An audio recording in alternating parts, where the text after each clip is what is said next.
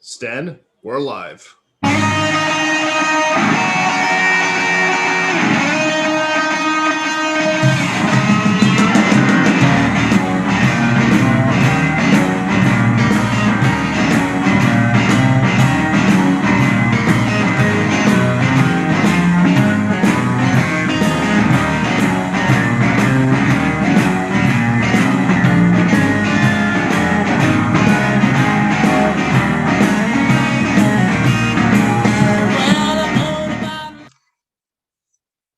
And once again, the great Stevie Ray Vaughan brings us into another session of In the Dugout. Welcome. It's on this snowy Thursday afternoon. Me and my guest, who will be here shortly, are both a little sore today. Our backs, our arms, our legs and he probably had it worse than me living out in Foster, but doing a whole bunch of shoveling today. I kind of like it, actually. I like getting out there in the snow a little bit and getting outside, getting some fresh air, and working the old muscles a little bit. I've been holding off. My wife wants me to get a snow blower, but I've been resisting until, as long as my back is strong, which it is, even though it gets a little sore. That's good. So I hope you guys have survived the snowstorm very well. All right, we got a really important show today. Most Rhode Islanders just don't pay attention to what happens up at Smith Hill, and we had a pretty monumental event yesterday where the House passed the state budget for the fiscal year that we're in. And we're going to talk to Representative and Republican caucus whip Mike Chippendale about the budget that was passed yesterday that he did not support and no Republican supported. And then we're going to look ahead, to the next budget. We got two budgets that are going to be passed here in the next few months, or one today and then another one in May or June again, because Rhode Island was one of two states not to pass a budget for fiscal year 2021, and we're going to get into that because they just couldn't stand the fact that they might have to make some difficult decisions. So they were looking for ways to apply federal money that was supposed to go to we the people and small businesses. They were trying to figure out some way to get it into their budget. You know what? They did figure out a way. They waited, they found a way, and they screwed the people of Rhode Island again. So we're going to spend quite a bit of time with Mike Chippendale, representative from Foster, I think Gloucester as well, talking about the budget. At the end of the show, our final 10 or 15 minutes, we're going to follow up on a story we did a couple of weeks ago. She's a former gubernatorial candidate, very minor party, very few votes, but Ann Armstrong, a religious lady, filed a lawsuit against the state on religious freedom. And that situation has become resolved. And we'll update you on what happened with Ann Armstrong's religious freedom lawsuit against the state. So she'll be on in about 40 minutes or so with us. Tomorrow's going to be kind of a different day, all right, for us. 4 o'clock tomorrow. It's a Friday afternoon, Friday before Christmas. I'm going to call it Election Madness Cocktail Hour. I'm going to have cocktail in hand. I'm going to invite you to have cocktail, adult beverage or not, but a beverage in hand. And we're just going to talk about all the crazy election possibilities, conspiracy theories, if you want, not necessarily those that I promote or believe in, but the fact is there are constitutional avenues available for President Trump. The left wants to tell you those are crazy, out of this world idea, but there are legitimate constitutional avenues, and they're interesting. I want to talk about them not because I believe in that they're going to happen or believe that they should happen, but it's a way to educate ourselves about our government, about our Constitution. Many of us don't know that there are some of these really strange constitutional provisions when it comes to the Electoral College and the whole election.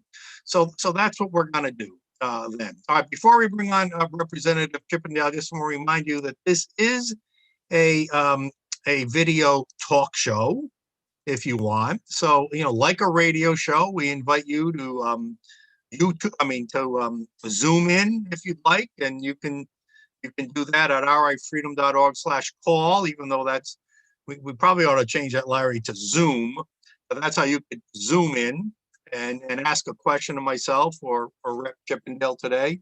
Or if you're bashful to show your face, you can just call in at this number.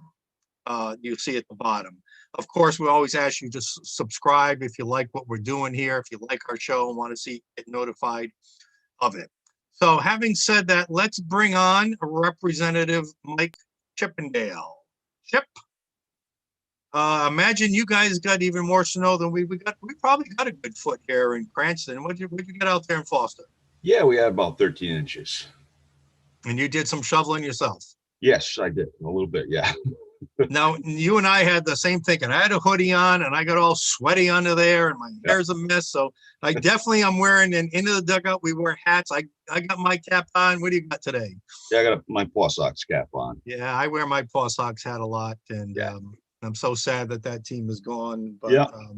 I'll always have a special place in my heart, certainly. Spent a lot of time there as a young boy. And I just can't say it because it's still just, I'm sure you knew him, but I still can't believe that Lou Schweckheimer was passed away. I'm sure you knew him, and he was a very dear friend of mine. So anyway, all right. So yesterday was a big day in the General Assembly. We'll talk about the amendments your team put up, but the House of Representatives approved a $12.7 billion budget. We were $10 billion last year. Now it's 12.7. Now I know a lot of that is federal aid. They call it a transitional skinny budget, but to me, it's still full of bloat. Rep Chippendale, just your general high-level thoughts on what the House passed to your team's your caucus's objections. Clearly, as evidenced by our no vote on the minority side, we didn't support the budget, and we didn't support it for a lot of reasons.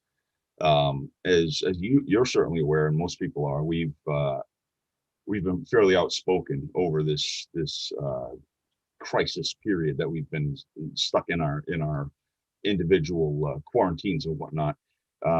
We wanted the assembly to be meeting. We wanted to be working on the budget struggles that we know the state would be facing, the funding struggles, and we were critical of our Democratic colleagues for not answering that call and not doing anything about it. Their approach, and they made this very clear from the beginning, was a wait and see approach. They wanted to wait for DC, specifically for the election to be concluded. And they wanted to see how much they could get from DC in what they believe is free cash from the feds, and they plugged the holes with that. And although we haven't received another influx of federal cash as of yet, that's exactly what they did with this budget. They unlike your household, my household, everybody's household, when we're doing our budgeting and we have to look at those things we can afford, those things we can't afford, the nice to haves and the must haves. Yeah. We don't seem to do that as a state. This is a time, and we heard them, the folks who crafted the budget say this is not and the governor, it's not a time for austerity. Well, But Mike, Rep, but here's the thing, and I agree with you. You know what? I mean, in the Providence Journal today, this goes right to what you're saying. The tax and spending plan for the year that began July 1st preserves the status quo. Yep. Now, we are in anything but a status quo situation, but yet the holy grail budget must be preserved. Yeah. It was. There's a lot of oddities that occurred this year, obviously born out of this virus. We have a Speaker of the House who lost his November election, so we had a lame duck speaker, and I in all of the time I've been involved in politics don't ever recall that ever occurring. We've never had a speaker lose a seat that I'm aware of, certainly in my lifetime. We have a new speaker elect, if we want to use that title, Representative Shikarchi, who's taken over that role, and he had to sort of learn on the fly really quick because he wasn't necessarily up to speed on the budgeting process and where we were in the state. and he shouldn't have, under his responsibilities, it wasn't, he didn't need to be as intimate with the budget as the speaker himself. So he had to really step it up, and he had 30 days to do it. And I think, under the circumstances, I certainly wouldn't want to try to put a $12.7 billion budget together in 30 days. But all of these things sort of came together to make it, I think, easy to just embrace that status quo. We don't want to hurt anyone's feelings. We don't want to make cuts anywhere. Whoa. By taxing people to death, we're killing people's jobs and businesses. Yeah, sure. So we don't want to hurt their feelings. We don't mind killing their pocketbooks. So when I say they, I'm not. I know it's not you. Citizens, but I even think I'm with you. I know what you mean. I'm with you. Yeah, and it's crafting a budget in Rhode Island is more of a political craft than it is a financial one. That's for sure. Yeah, the folks who actually do the crafting of the budget are some of the greatest financial minds in the state and probably in the region, because they're able to put these budgets together under the political constraints that are hoisted upon them. But yeah, so the political process took hold. I mean, one thing that, and I will always give credit where it's due to Rep. Shikarchi, was that he made it very clear from the outset, look, we're not sticking the IGT contract into the budget. We're not sticking anything else, the nursing homes, into the budget. We're not sticking pet bills, and we're not doing any of that. We're focusing on just the budget. Well, not on this budget. In the skinny budget, we did that. And I mean, that was... Yeah, because based on what he and Senate President Ruggiero saying, there's going to be some real dandies in the next budget. For 21-22. There absolutely will be, because we're using about $2.5 billion of federal money in this budget, above and beyond what we get for a federal match. All right, let's start there. Chip. We went from what, 9.9 something billion last year, right? I think it was 10.1. I think it was perhaps. All right. So we went up to 12.7 billion this year. Yep. So that's about, let's just call it a $2.7 billion increase. Yeah. How much of that was federal money and how much of that is state money? It's my understanding that about 2.5 was federal, so that much. Okay. Well, yeah. And there was a mixture of also the emergency funding that we bonded initially when this first happened, through that emergency board that we have. There was $300 million done in emergency bonding. There were a bunch of buckets, if you will, of money that were kind of put together, and the bills were getting paid just out of whichever bucket, and just keeping the nostrils above the water line. And then we're going to reconcile all that stuff by the end of the year, because we have to. The feds want to know how we spent the money. Did we spend it appropriately for COVID relief, et cetera? And I'm sure that reconciliation will occur. But the real concern, the question is, we took a budget and we injected it with one-time revenue source, and that's, you can't point to a budget in our state's history where we've ever gone back in how much the budget. Yeah, and I'll be curious to see. All right, so I'll be curious to see what happens in the next budget. If anyway, because there won't be that federal injection. But you just said something that. So how is it? We obviously, just speaking in terms of buckets, right? You mentioned those big buckets, Mike. I should play a rep formally. Rep Chip, I like that. We obviously had a downturn economically, fewer people working, sales taxes. I don't know if that evened out online or retail, but obviously we lost GDP, right? And we lost people working. Had to be a ton of income tax.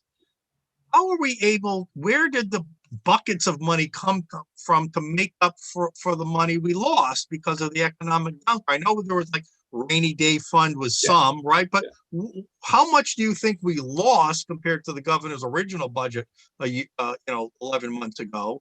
And how did we make, how the heck did we make that up? I'm unsure if anyone has been able to put a figure on what we've lost, because as you point out, uh, we may be doing okay with sales tax because we very recently passed the Amazon tax. Yeah, So, the online, right? the online stuff is getting hit, but what we're missing is the income tax. So if folks aren't working, obviously they're not paying income tax. That's going to hurt the The state. beach fees, all The that beach stuff, fees, right? all of those things. The hospitality industry, what they Right. provide for our state and funding every year, that's all being washed away. And on top of it all, Right. The meals tax, right? Yep. yeah, absolutely. And again, all the So folks how do we make it up? It well, seems like ledger domain to me. one more thing I was gonna point out that we're missing is gambling revenue, which I hate. Oh, right. Anyway. Sure. But we were pulling down $1 million a month from the lottery commission, or the lottery itself, including the casinos. And that's gone. I mean, people are still playing the scratch tickets and all that stuff, but the casino itself has dried up. So we don't have a way to accurately at this point measure what we've lost. So that's concerning. Well, how do you fill it? Well, in a household, when your expenditures exceed your revenues, you only have so many things you can do, and the most common or popular is to borrow or to take a loan. All right. So we're going to loan some money. Then there's another bucket I think Larry, the Liberty guy, is going to ask us about, because I saw it on the chat and it was what I was going to ask you about next, but let's defer to our comment on YouTube first. Go ahead, Larry. Well, it's not the comment on the YouTube. We can get to that first then, but Roland's on the phone. He's a VIP and a good friend of the show. Do you want me to bring him in, or do you want to comment first? Let's hold Roland just for a little while. I'm going to get into the discussion a little bit more with Chip, and then we'll take some questions. Okay. Towards our end of our time with Chip. I'll Okay. hold on, and then you do those questions, and then I'll come. Then all right. But Al Olson on YouTube was thinking what I was just about to ask you, and exactly how much CARES Act money that was supposed to go to help people affected by the pandemic actually got used to plug the budget. How much of that ultimately went in to plug the hole? I don't have the final figure on that, and I'm not sure if we ever identified that final figure. The last I knew, we had about, I think it was about between 650 million and 700 million that was unspent. I'm not sure what the status of it is now. And with that federal money, that CARES Act money, it needed to be either expended or encumbered by the end of this year. So we can be certain that whatever federal money there is has been encumbered.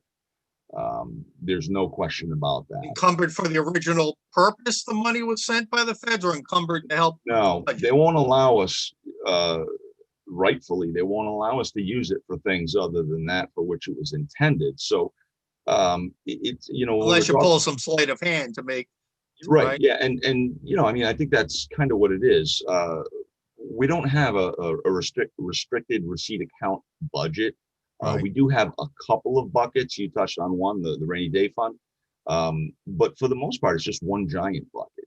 And so when expenditures were being made over the past 10 months, the money was just literally taken off the top, whether it was federal, whether it was rainy day, whether it was general funds, whether it was tax revenue, whether it was bond money.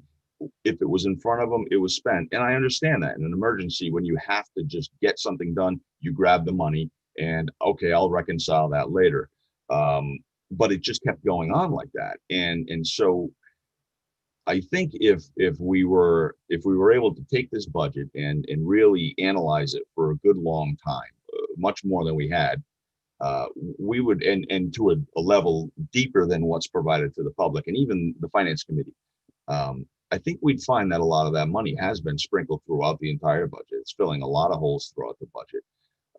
But even if it's, of course, we know that money has not been distributed to the small business community.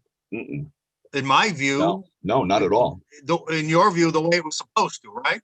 Yeah, very little was. And you guys put forward. Tell us about the amendment you put forward to try to resolve that. I thought that was a brilliant play.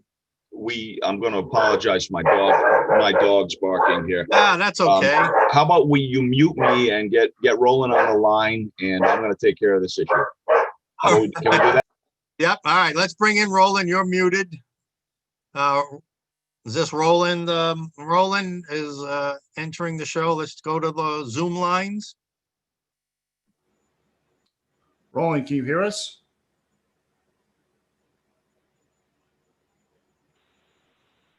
Roland? Roland, are you there? Yes, I am. All right. Welcome to In the Dugout. Good afternoon, gentlemen. I got a question for Rep Chippendale. Go ahead. Okay, Rep, considering how like the small business, the hospitality and the restaurateurs have been gravely hurt, some to the point of probably being barred out to the max, more than a college student with their loans. Have you received a lot of phone calls with regrets towards any bill, unless the CARES Act money was doled out? I just need you to rephrase the question. I'm not sure I understood it. Okay. Well, Rhode Island hospitality industry, you know, with the COVID and the restriction, the restaurateurs being only be able to operate basically to earn enough money to keep the lights on. Many of them have, applied for grants, not realizing they're going to have to pay taxes on it, plus, they get it paid back within a certain amount of time. Along with the Small Business Administration, have you heard them complaining about passing any type of budget until they receive their CARES Act money that was appropriated to them? Oh, sure. Yeah. The business community has been extremely vocal. The hospitality industry itself has a fantastic organization headed up by Dale Venturini, and they have an amazing crew. They stay in touch with us on a near constant basis in the business community, as well as our own constituent businesses. I out on the western part of the state out here, a lot of the businesses that I'm dealing with aren't necessarily, the kind you find in a strip mall, but they are the contractor who runs 12 trucks out of a yard. The tractor guy, yeah. Exactly. Yep. And they have needs just like any other business. They have been screaming, for the money from the beginning. They've been telling us their plight, how desperate the situation is for them. And you're absolutely right. Many businesses have closed down and they will never reopen. The restaurant industry as great. But what's the excuse they gave for not dishing out the money that was supposedly allocated for these businesses? What's their excuse? They didn't even try to make an excuse. They just said, we're waiting to see what the feds give us for more money, like how much more we're going to get from the feds before we spend this. And the governor was very very plain spoken about that. We heard it in oversight hearings. We heard it in several of the committees and hearings that have taken place since then. They just wanted to preserve that money because they didn't know what was going to happen.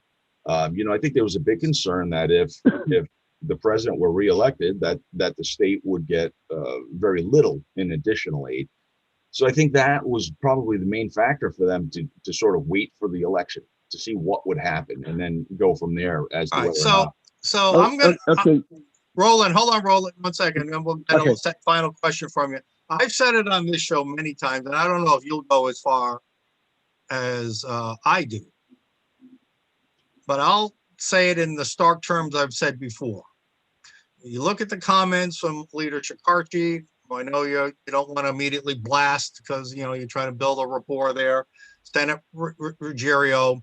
It is clear they only care, and I'll use the term, they only care about their goddamn state budget. They don't care about our budgets, family budgets, small business budgets. All they care about, like you said earlier, is passing this budget without hurting the feelings of some of their loyal constituencies, special interest groups are out there. That's all they care about. Screw the people, screw the entrepreneurs, screw the small business owners. I mean, if this budget and what they're talking about doing next budget, if it was never clear that they don't give a damn about us and only about their own precious goddamn state budget, it's clear to me now. Your comment on that, Chip, and then we'll go to Roland. Yeah, I can't quarrel with much of what you've said. It always has been a budget, certainly on the House side, it's been a budget-centric legislative process. From the day you sit in January until that budget vote is taken, everything hinges on the budget. Now, that's right. That's all they care about. That's all they. How do we get through this without pissing somebody off, right? Yeah, and locking down, making sure they have the votes, and the budget vote is a lot. There's a lot of leverage used there. But I will say this, I don't want to quite yet, and you're absolutely right with Rep. Shikarchi coming in as the presumed speaker. He will be given a fair amount of deference. It's only fair to do that. I don't think I'm certainly not going to judge him on this budget and this budget. I got it. I want to see his first budget. Yeah, that's fair enough. Under his watch, because he had 30 days to pull this together, and it was already 9 months later. Right, that's a good point. All right, Roland, what's your last question, Roland? Yeah, I kind of have to disagree. Rep. Sakachi, in a video interview about 2 months ago, had said that we needed to wait to see who was going to be president, and that there was no need to remove the governor's emergency powers. He thought she was doing great. And this was 2 months ago. There's a video interview.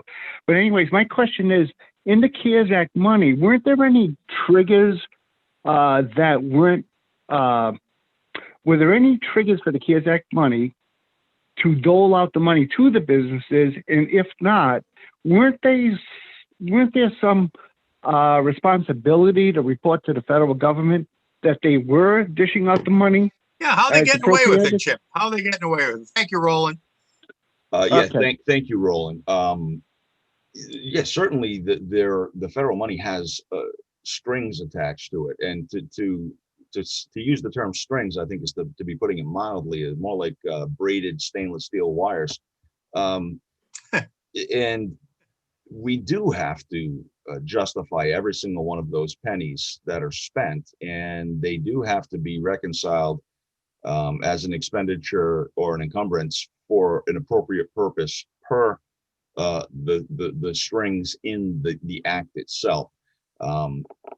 But as we have been expending it, there's been no need to report every single expenditure as they happen. They said to the states, here's the money, here are the rules, let us know what you did with it by the end of the year. And so there's a date in December, and I don't know if it's December 30th. I have no idea if it's the last day of December or the week before. I have no idea. But we will have to send a report to the feds telling them this is what we have spent this money on and or encumbered it for. All right. Well, and if we are in violation of that act, we will be fined. If you get your hands on that, come back on our show and tell us. All right, Chip, take a look at this image here. And tell me, and let me, here's what it means to me. So instead of just the media here, which this is, let's consider this the government too. Well, the governor, because you talked earlier about the governor still maintaining emergency powers. The General Assembly still, not your team has called for action, but the Democrats still refusing to interfere with the governor's emergency powers, or what I believe are unconstitutional, immoral mandates and regulations.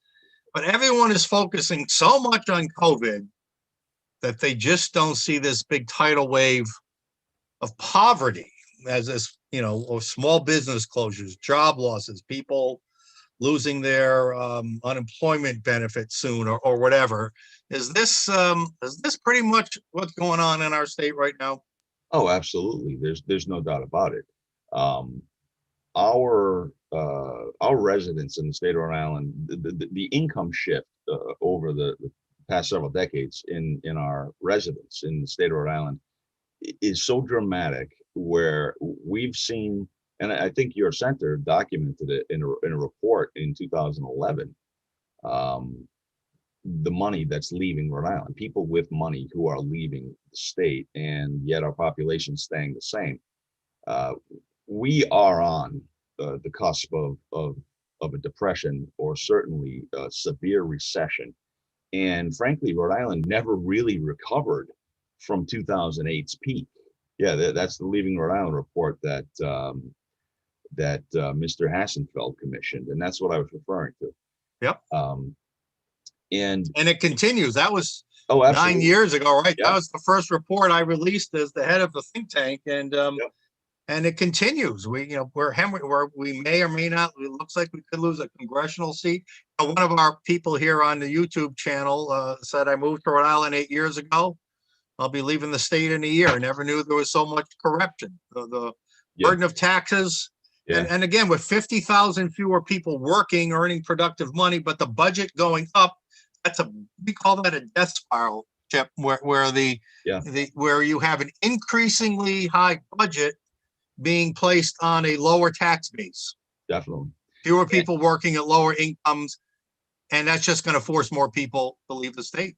Yeah, absolutely. And there's a little bit more of an esoteric angle to this as well.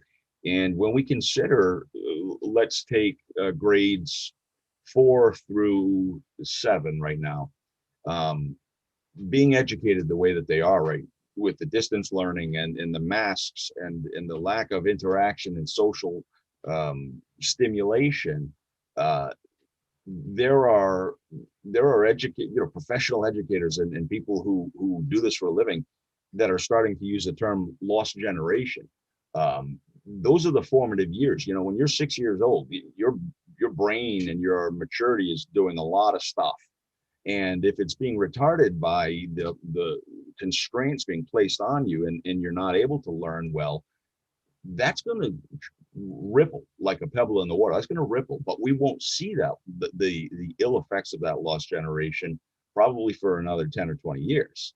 So this goes on for a very long time from here. Again, this is depression level economic destruction that's going on, not just in Rhode Island, but nationally. No, you're right. Yeah, but in Rhode Island, before we get to Larry Liberty guy, let me just wrap up this thought, then we'll get to the new one. We had Professor Len Ladaro on earlier this week, and his economic outlook is not good. And when we talked about what looked like was going to be happening with the budget, he just said, they just don't learn up there. Yeah. The same mistakes they've made in the past with the Google money, the cigarette money. They don't do anything that promotes growth, that promotes a good business environment. We just keep spending it and giving it out to the special interests or to the certain advocate groups on the left, and we never learn to start making our state a more attractive place to live and start a business. And this budget, even though again you might give them a break, the new speaker, but this budget does nothing to promote growth, does it? Oh no, not at all. I mean, we certainly level funded.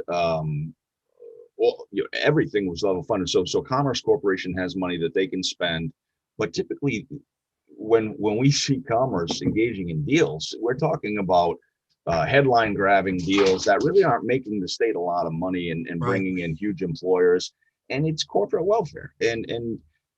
We need to that stayed in the budget, right? Corporate welfare stayed in the budget, right? Oh yeah, absolutely. All right, Larry the Liberty guy, what do you got for us? Yeah, we have a comment in the chat that's right in line with what we're talking about here. It's from Unauthorized, and Unauthorized says to us, "I moved to Rhode Island 8 years ago. We'll be leaving the state in a year. Never knew there was so much corruption in this state." Right in line with what we're talking about, fellas. I just quoted him. You weren't listening? Oh, I didn't hear you. Oh, I'm doing two things at once. You can never have too much of that. Never be too much. Unauthorized. Yep. No, he's absolutely right about that. So, and that graphic we showed with the cars leaving for sure. Chip, Representative Chippendale. So we're going to be asked to support this budget. Rhode Islanders are going to be asked to vote on about $400 million in new borrowing in a bond, in a referendum. I think it's March 1st, early March. Yes. We've got 57 more for buildings at public colleges, which nobody's going to anymore. Right? We've got a 74 million for green energy, in a climate that's not getting warmer and with floods that aren't happening. And we have 65 million for affordable housing, which might be the most sympathetic of all that. But we all know that with the roadmap, Rhode Island, everything, there's a lot more to that than just affordable housing. So, two things. What are you recommending? I mean, this is now part of the budget, right? This $400 million is included in the budget, right? They're counting on this money, right? Well, no, Or not no, really. or is it separate? It is. It's separate. So okay, good. It's essentially legislation within the budget that we passed. That legislation says that we will put before the voters the opportunity to pass bond referenda to support all of this. Should voters support these all this spending? In my memory, as a Rhode Islander, a lifelong Rhode Islander, I only ever recall one bond referendum being defeated, and it was probably the only one I ever voted for and thought we should have passed, which was for the Constitutional Convention? No, the Sailing Museum in Providence. Okay, all right. And that one oddly was defeated. I don't understand that one, but so no, people don't typically don't defeat that because. Yeah, but do you support these bonds? Oh, I will not be voting for any of those bonds. Okay. As we'll be voter. putting up a fight against them. Yeah. I don't think right now is the time to be encumbering the state with more debt. We still don't know what the other end of the tunnel looks like. So to now say that, we need this green space bonds, we need these green energy bonds. It's very difficult to justify that, especially the green energy. That's a farce. But the green spaces, I support those. I support conservation. I support the environment. But under the circumstances, we should not be encumbering our taxpayers with more debt when we don't even know the debt we're going to incur from the expenditures necessary to keep the lights on in the state of Rhode Island yet. That's the troubling part for me, Mike. All right, last question on this budget, and I'll tell you what, we won't have enough time to talk about the pending budget, so we'll have them in the one that will come after this for June. But let's spend a few minutes on this because you guys did actually try to preserve, or if not increase, some government spending in one particular area, and that was for the Department of Children and Youth. I'm not even if I'm saying it right. Talk to us. I know this has been a long-term issue with your caucus, with the Republicans in the House. Tell us about that and why and I think you offered an amendment on that too, did you not? Yes, I did offer an amendment, and the Republican caucus worked really hard on it. Our staff did all sorts of research in preparation of it. But to be clear, we did not attempt to amend the budget to spend more money. What we did was we tried to reprioritize the spending. So rather, right now, the Department of Children, Youth, and Families is in complete disarray. They are crumbling. The children are not being taken care of properly. I mean, kids are dying, right? I mean, yeah, and that's pre-COVID. Pre-COVID, we were reading death reports on children, 1 or 2 a year for several years, and those are only the deaths. We also read the reports on the near fatalities and the other things as well. And the department is not supported financially or with the human resources it needs to operate properly. We tried to add an amendment to the budget last time around to add 26 frontline workers because these people are getting burnt out and leaving the job, and the kids are suffering and the families are suffering. And isn't there some kind of level of staff needed to keep getting recertified or something? Well, that's an interesting point because in 2010, the Democrats passed a law that says our DCYF must be accredited. However, they never allocated any money for the accreditation process. So last year, we were going to amend the budget to allocate that money and not to be outdone or embarrassed because the Democrats see our amendments before they get to the floor. That's one of the benefits of being the majority. So when they saw that amendment, they knew we would embarrass them on the floor with it by proposing that they fund their own law that they created, and they put in their own amendment to do that. So they, instead of spending the $86,000 that was required and was in our amendment to get accreditation for DCYF, they allocated $500,000 because, well, that's what Democrats do. And so they started to go down the road of accreditation when immediately the agency said, don't go down the road. You're not going to make it. First of all, and there's a long report, and I'm going to synopsize it very, very briefly. You're 90 full-time employees short, and more than half of your supervisory staff doesn't have the requisite master's degree to be doing the work that they're doing. And we will never accredit you, give you accreditation under these circumstances. So, and why are the Democrats not Mike, I being don't as know. responsible here? What's going on here? I don't know. This seems like the kind of thing they would support, right? I mean, my whole life I've been told that Republicans hate old people and children. We're the ones who want to get rid of Social Security and send the children out in the streets. But I don't know, in Rhode Island, that dynamic is bizarre because, from my perspective, and I don't think Republican or Democrat really should play a role in this. From my perspective, when a state says to a parent, look, we, the state, have deemed that you, the parent, cannot sufficiently care for your child. Therefore, we are taking that child from you. So let's talk about a Fourth Amendment, right? Search and seizure. We're taking people's children away from them because, in our estimation, they are not able to provide for that child. And then we're reading about reports of children dying in bathtubs because they were neglected. We're reading just last week there was a report from WPRI. There are children right now housed in a mental institution in Rhode Island in DCYF who aren't going to school. They're not getting. So your amendment called for what specifically? To add, so the budget, the governor's budget seeks to cut 25 more employees from DCYF, and they need 90 more from where they are now. In 2007, we had 850 full-time employees at DCYF. Today, after this budget, we have 571. That's 13 years. We've lost over, we've had a reduction of over 30%. On a third, yeah. And if anybody thinks that child abuse has stopped or slowed down in that time, obviously they're fooling themselves.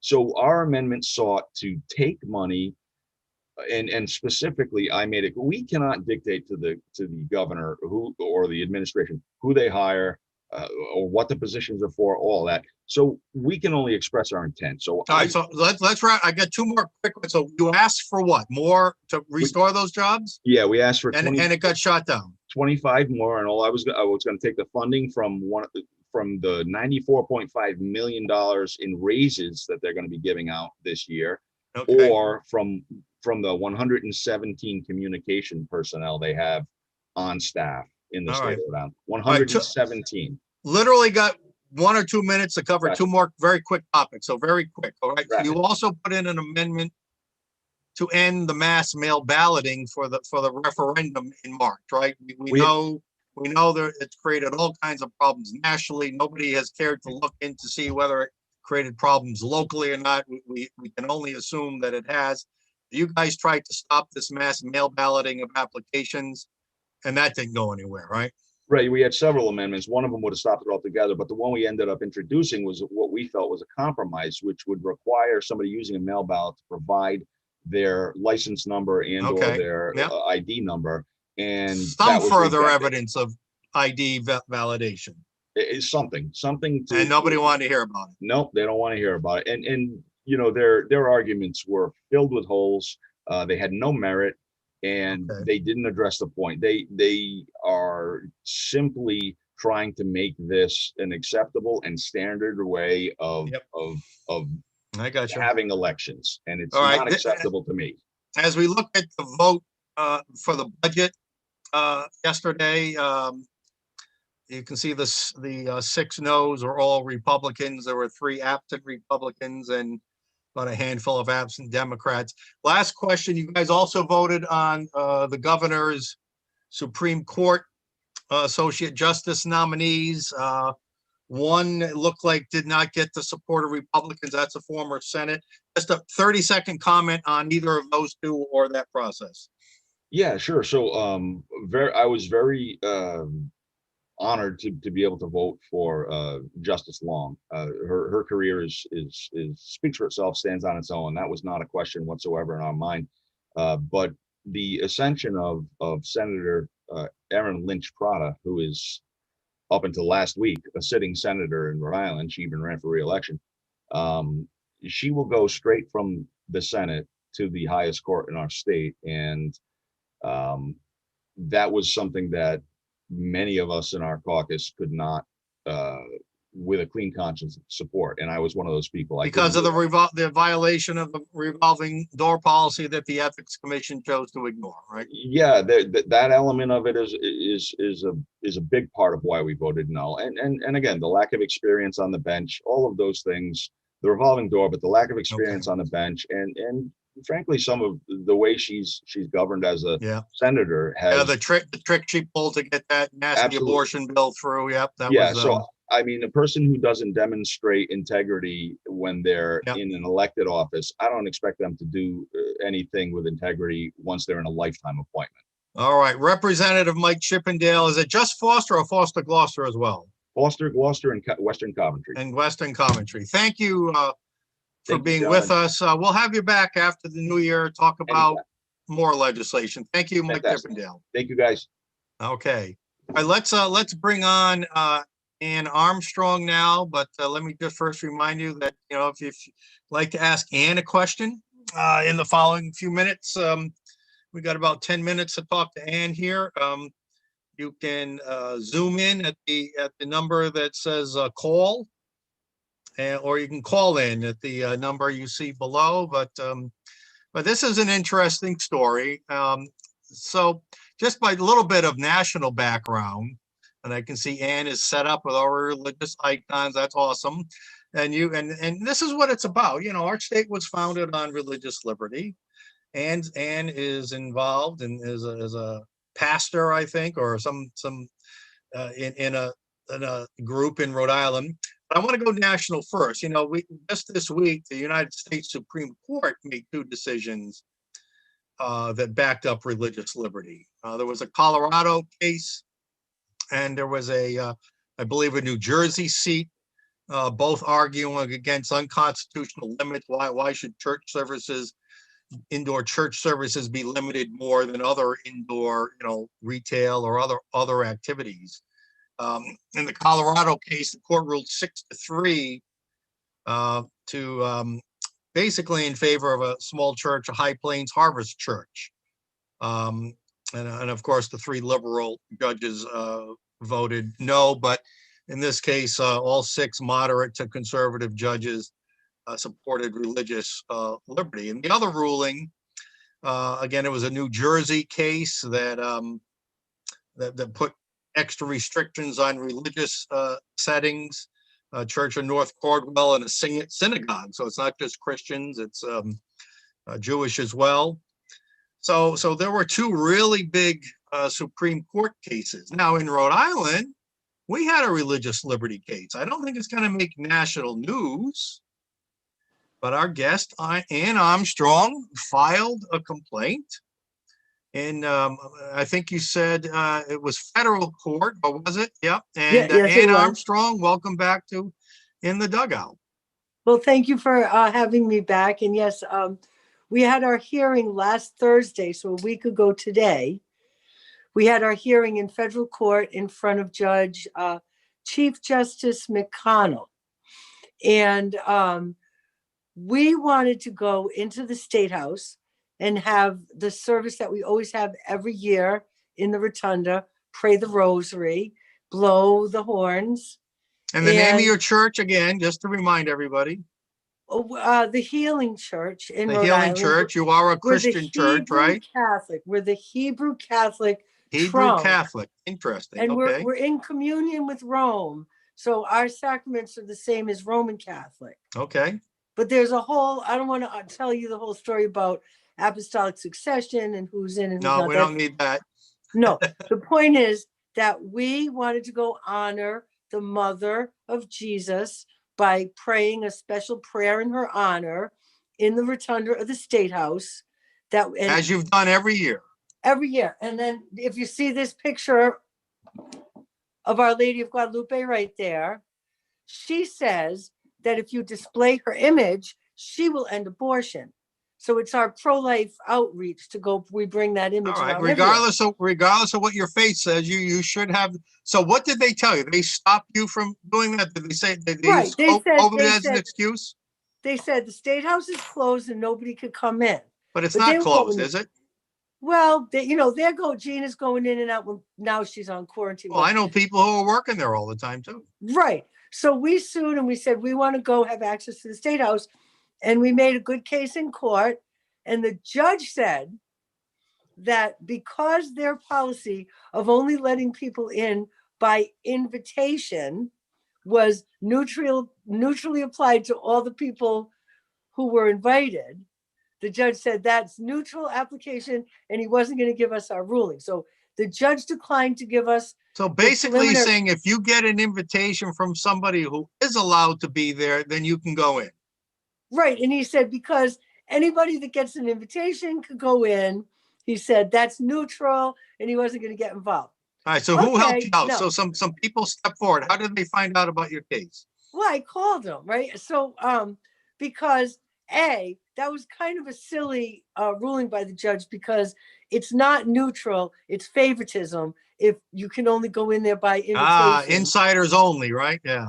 Right. Except but I didn't want to argue. Basically, that it point. shuts out the general public unless they know a guy, right? Right, exactly. And so anyway, so I called my senator, the great Elaine Morgan, who should run for governor. Elaine, you should run for governor. You'd be great. And He is a called great my- senator. my representative. She's a great American. Sherry Roberts, and I even called a Democratic senator, Frank Lombardi. And Is that all Frank? three- Is that Frank Lombardi from Cranston? Yeah, No, And I all- know Frank. He's a great guy. Yep. he is a great guy. All three of them gave me a written invitation. All right. to So go hold to the on. State Senator House. Elaine Morgan, Representative Sherry Roberts, and Senator Frank Lombardi came to your defense and formally invited you to go to the State House. That's right. And so then Friday I went to the State House and we were still going back and forth because I wrote to the judge. I said, well, now that I have an invitation, can I go? And he was still, and he was saying a lot of legal words. But ultimately, after some give and take, everyone realized And you that showed him now this letter from the three senator. invitations. Yeah. What are yeah. they going to do? So they crabbily allowed me to be escorted to Senator Morgan's office, and Wait a she minute. came out. Escorted, but what? By police? Yep, and they stood Wait, outside the door. wait a minute. Police. Was that No. was that by the judge's order? No, this is what they decided. This is Who's what they? between Who's they? the Attorney General and on the phone with the facilities manager at the State House and Brett Smiley and all those people, right? So the So governor's office got involved in this too? Yeah, because they're the ones who were saying, they're the ones who make the policy. And that was part of. So the judge allows you to go, wait a minute, hold on now, wait a minute. This is cool. So the judge says you can go, you have an invitation, you can go do your prayer. But the governor still does not let you freely exercise your religion when you do go. Right, now, I can't wear a mask. So when I went It's to against go your in, religious code. I believe that that's one of the types of mark of the beast that we're to watch out for, because you can't buy or sell without Okay. it. All right, we Like, won't go into okay. that, but nonetheless, So that's your I went religious with- right. I Yep. didn't want to fight about that. So I went with it. I took an umbrella and I took a clear shower curtain and I hooked the holes in the shower curtain on the ribs of the umbrella and duct taped it. So I had this umbrella. We need a picture of that. Do you have a picture of that? No, I don't have a picture. It's just too, I Oh, wait really a minute. hope So, all right. So hold on. Let me just reset. you 'Cause just had to make a picture. This is unbelievable to me. So Elaine in was order there, to she go could tell you. practice your religion, you have to be escorted by the police and follow other rules set by the governor. What did the governor say was the purpose of all these I don't rules know. and restrictions? I don't know. So Was we it come out COVID the related? elevator. Was I she don't just know. mad that you beat her? What was it? I don't know. So we come out the elevator. Oh my and goodness. I'm walking by, where the Senate offices are. Yep. So we come out the elevator and we're walking by the rotunda to go around to go into the Senate offices. And I go like, I start calling out a Hail Mary up into the space of the rotunda, and the guard, the policeman goes, none of that here. No praying He here. actually Well, that was the made whole me- purpose you were going there, was to pray, wasn't it? Yeah, so I went in Elaine's office. I prayed the rosary. I consecrated the state of Rhode Island to the Immaculate Heart of Mary. So now we have nothing to worry about. We're safe in Mom's hands. But All right, I want to there's point out one thing. This but- is very important. This is very important. The State House has so many bronze engraved figurines that say State of Rhode Island and Providence Plantation, 1636. I never realized how many places that's stamped, in the elevators, on the doors, in the rotunda, everywhere. It would cost $1 million to actually change the name of the state. Yeah, What I'm saying is, they'll spend it. They'll spend it. they're selling now. Ever since I got in the State House to pray that rosary, now nobody could go in the State House. The General Assembly has to meet. Half of them are meeting at Rick, and half of them are meeting at the Veterans. All right. Because they told Elaine Morgan, again, they told her the building's sick. They The weren't happy. building is too sick. They weren't happy with that, huh? So my next, when I come All right, back but from before we get to DC that, your DC thing, let me go back one step. All right. We know in many religions, and it's just even not even religion. Sometimes there's a phrase, you kill them with kindness, you kill them with love, right? So even though they were trying to humiliate you by forcing a police escort of dangerous you to go into the State House, you had a little gift for the officers, didn't you? Well, he asked me if I would teach him how to pray the rosary, because he said he remembered that his mother, his mother used to pray the rosary and he didn't remember how. So I made him, and actually, if anybody watching wants one, I'll make you one. I make these rosaries, they're free. They're made out of tied knots, and the cross is a knot. Or sometimes if I find crosses lying around my house, Tied knots of cloth? This is of mason line, like Wow. that you use, and then it's tie-dyed, so it's colored. So you gave a rosary and said the rosary with an officer. Well, I just gave him, I didn't pray the rosary with him yet. I just brought it back Monday with directions how to pray the rosary, and I wrote him a letter, and I had 2 rosaries, and then the other officer wanted one too. So, right. How cool. Anyway. So you killed them with kindness. All right. I don't want to touch. I'm just letting the people see. I want you to describe what's going to be happening in DC. And while you're doing that, people can look at your motion to dismiss the case since you were granted access. But tell us, Ann, what's happening in Washington, DC. Oh, well, we have a permit to go blow the horns and say prayers at the Lincoln Memorial, because I think I told you before, I'm a retired electrical engineer. I used to design torpedoes and sonar at Raytheon. So, for example, My dad also has an electrical engineering degree at URI. How's that? Okay. All right. So I noticed that the State House, for example, is a Tesla dome, and we got to figure out how to turn it on. But that whole structure with the Lincoln Memorial in the back, and then the reflecting pool, and the Washington Monument is literally a transducer for acoustic to electromagnetic. And then I believe somehow it condenses matter elsewhere. Because we noticed all right. every time, just tell us about your event. Just tell us about your event. Well, we're going to go blow the horns, and there's somebody discovered that there's a musical score encoded on the dress of Our Lady of Guadalupe. So we're going to play that music right at the conjunction of the planets on the 21st at that great conjunction. We're going to blow the horns. We're going to play that music with an amplifier. And you've been granted a permit by the U.S. Park Service. So it seemed like it was easier to deal with the United States federal government than it was with the state of Rhode Island. This time around, yes. Okay. Ann Armstrong, you are a treat. You know, you may have followers watching, you may not be a follower, but in this state and in this country, you have your religious rights, no matter what that says. I thank you for being persistent, for blowing the Matterhorn or whatever that is. We thank you for standing firm for what you believe and demanding your rights be granted.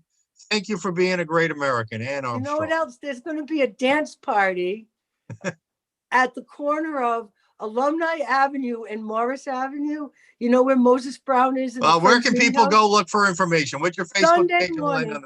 Go on Facebook, look for Dance Party at Gina's house. Dance party. Okay. We'll leave it at that. 11 a.m. We'll leave it at that. Thank you, Ann. You know, I said earlier, I don't think that story is going to make national news, but she is a character. She is a character. That alone, that little performance she gave with all those icons, and I, you know, I hope I didn't do anything to defile anything, but I just didn't want to. I didn't want to get too deep into the specifics of her religion. I want to just stick with general religious rights. But she's a character. Maybe if enough of you share this video on your social media, maybe it will go national. I mean, that's one heck of a character right there. And I can tell you what, I've talked to her many times. That is a truly religious woman. They've clearly got some beliefs that are outside the mainstream, but that's their right. Don't you understand? That's their right. This is the lesson here. It doesn't matter. It doesn't matter who you are. It doesn't matter what you believe. It doesn't matter what your circumstance, at least it shouldn't matter anyway in our great country. You have God-given rights that are honored in our Constitution. You have constitutionally granted rights in our Constitution. And every American, every Rhode Islander should be as vigilant and as persistent as Ann Armstrong. Our rights, as we've talked many times in the show, are being trampled by this governor. As Mike Chippendale said earlier, are being trampled by what I call tyranny, you know, an unchecked executive power. And how many of us, unlike Ann, well, maybe even me, how many of us just sit there quietly and accept it like sheeple? Ann is not a sheeple. She knows what her rights are. She fought for them. And in this case, she kind of won.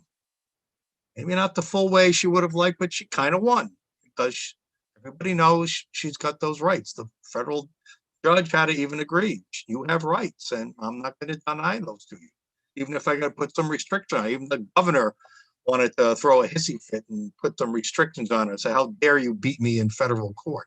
Well, she did. This is what citizen vigilance is.